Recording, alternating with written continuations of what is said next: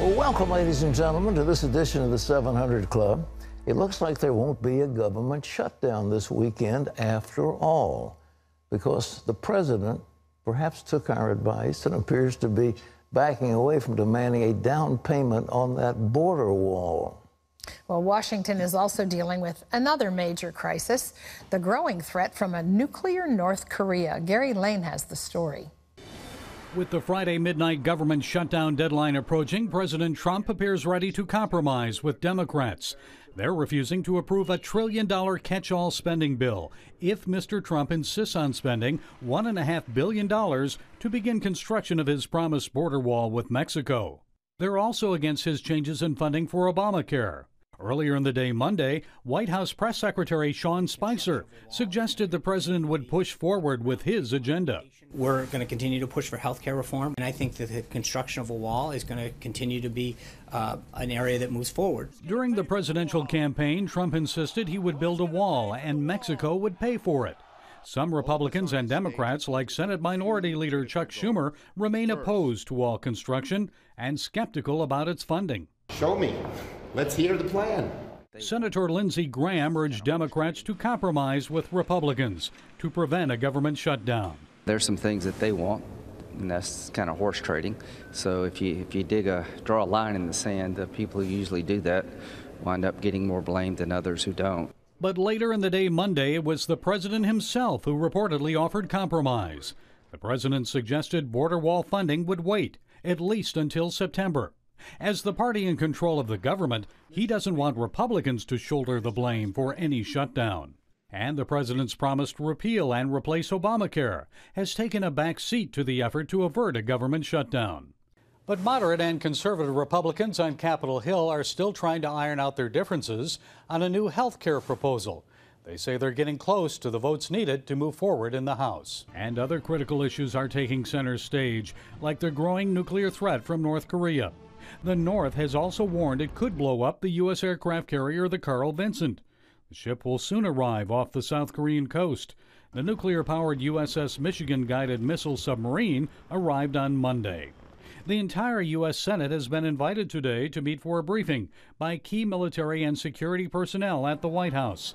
They'll discuss the growing North Korea nuclear threat and the possibility the North could eventually build missiles with nuclear bombs that could reach the U.S.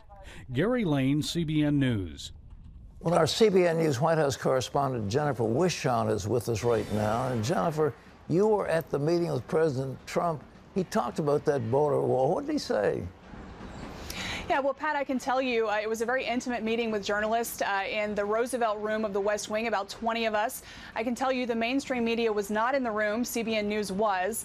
The president made it very clear that as Congress is negotiating this budget bill, that he wants two things. He wants increased military spending, and he desperately wants that more than $1 billion to start building this wall that he campaigned on so vigorously.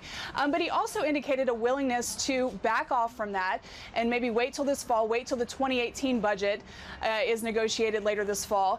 And of course, that gives negotiators some room. He'll still probably get some money for surveillance and border security, that kind of thing. And Pat, I can also tell you a few more highlights from that meeting.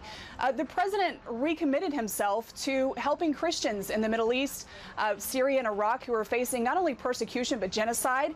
He didn't really offer details, but in Trump fashion, he promised that he was going to help the Christians big league. So we're going to be watching for that.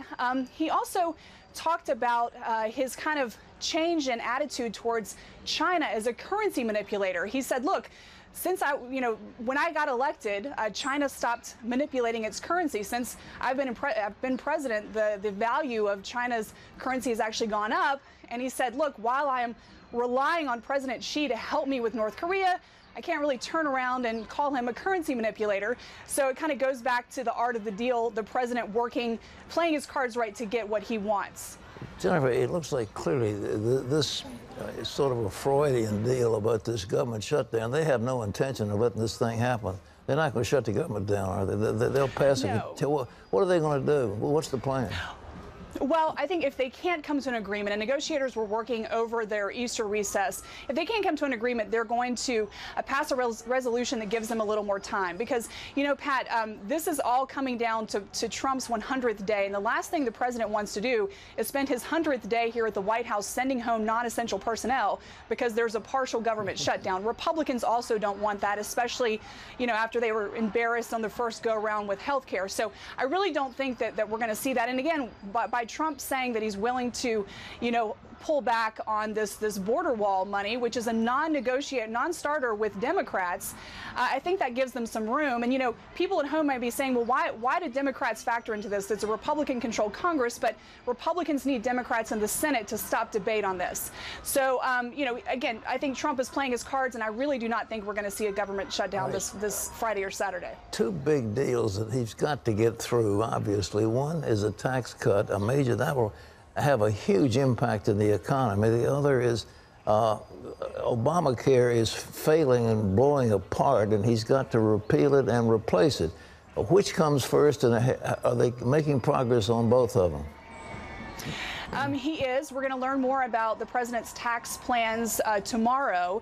And, you know, the president yesterday in our meeting with him was very positive about health care. Every other administration official I've talked to, they feel very positive. They really think they're making progress. They hope that they could make that happen this week. I don't think that's going to happen, but they are hopeful in the weeks to come that they're going to get that passed. And I think as Congress works to negotiate this budget plan, and they're dealing with some of these subsidies and other things that go with Obamacare, it just shows how badly this law is broken and how badly they really do need to repeal and replace it with something that works better.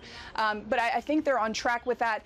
You know, tax reform is going to be a heavy lift with Congress, but, you know, we're going to learn a lot more about that tomorrow when the president releases his plan. Jennifer, God bless you. Thank you very much. Jennifer Wishon, our White House correspondent. So glad to have her with us. Now, you want to get, I guess you don't get shocked anymore, those lies that came out of the Obama administration. If you liked your doctor, you can keep it. If you liked your health care, you can keep it.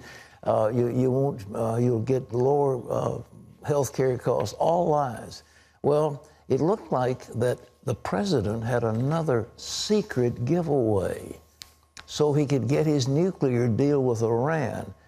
You want to get shocked early in the morning? Here we go. John Jessup.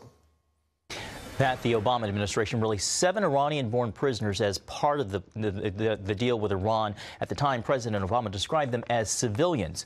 But an in-depth investigation by Politico shows some of them were accused by Obama's own Justice Department of posing threats to national security.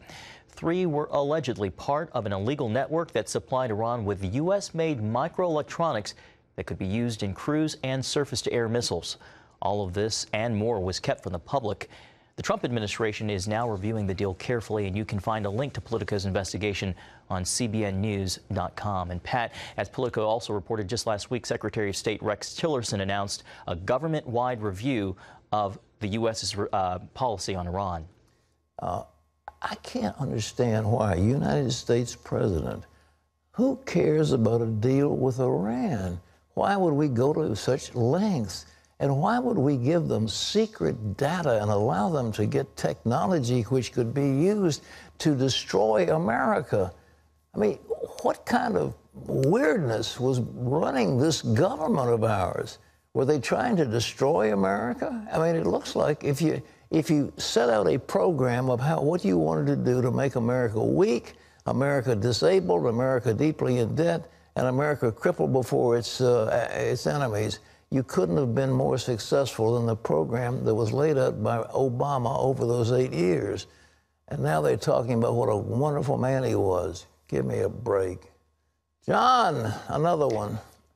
Pat, diet sodas are supposed to help you lose weight, but a new study shows they could increase your chances of dementia or stroke. The lead researcher says the study can't establish a cause and effect between the drinks and the possible diseases, but it does suggest more work be done on the effect diet drinks have on the body. Nutrition experts say that what you eat affects your brain, and they recommend vegetables, fish, and whole grains. And another study says, Pat, as you well know, exercise will keep your mind sharp after you're 50. Hey, I've got a new Total Gym, and oh, I love it. And I've been working out. I mean, it's just a pleasure to work out on that thing. And Good for you. I'm getting eager. I'm getting eager. I'm lifting weights and doing all kinds of good stuff. And it's fun. Good for you. That's Yeah. wonderful. It's But important. you know, this diet soda thing, I had no idea. I was telling people, look, take sweet and low, it'll be okay. It's not. I mean, it sets up chemical problems in your stomach that makes you ravenously hungry, and you gain weight doing those diet things. But in addition, now they're talking about dementia. I mean, this is terrible. And sugar is not any good either, so I guess the solution is water. It used to be when I was growing up, the drink of choice was lemonade. Yeah, well, I think in some places lemonade and tea, but then you're talking Sugar. in many ways sweet tea. Well, so the one thing that is really good is stevia. Stevia is a plant. It is good. I like it too. It has, to my knowledge, has no harmful ill effects. And I don't know if they can produce enough of it to satisfy America. But what we're doing now is killing ourselves. And the soft drink companies are making a bundle.